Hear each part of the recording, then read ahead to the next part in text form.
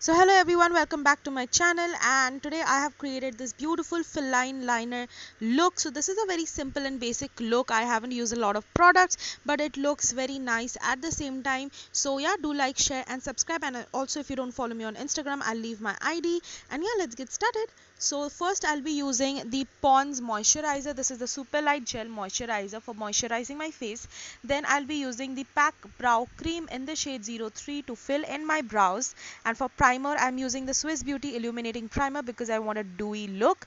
Then I am going to apply a little bit of compact and then set it with a little bit of setting spray, then using this Swiss Beauty concealer on my eyelid to prep my eyelids, and again setting it with the Fit Me compact in the shade 235. Then using this beautiful deep red kind of shade, it's a maroonish red kind of shade from the Makeup Revolution XO eyeshadows palette. This is the extra spice one.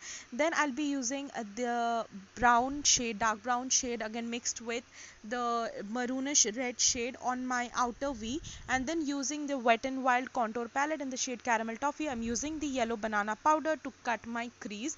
I just want it to be soft, so that's the reason I didn't use any concealer.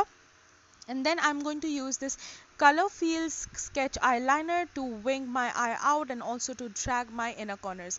Then for foundation I'll be using the Wet n Wild's foundation. This one is in the shade desert beige, and I'm just blending it out all over my face. Next again I'm using the same concealer. This Swiss Beauty concealer is in the shade 06, and I just applied a little bit on the inner corners and a little bit near my wings, and setting it with the Fit Me compact. Then with the help of the Wet n Wild contour palette, I am going to contour my face and chisel it out like no one's business.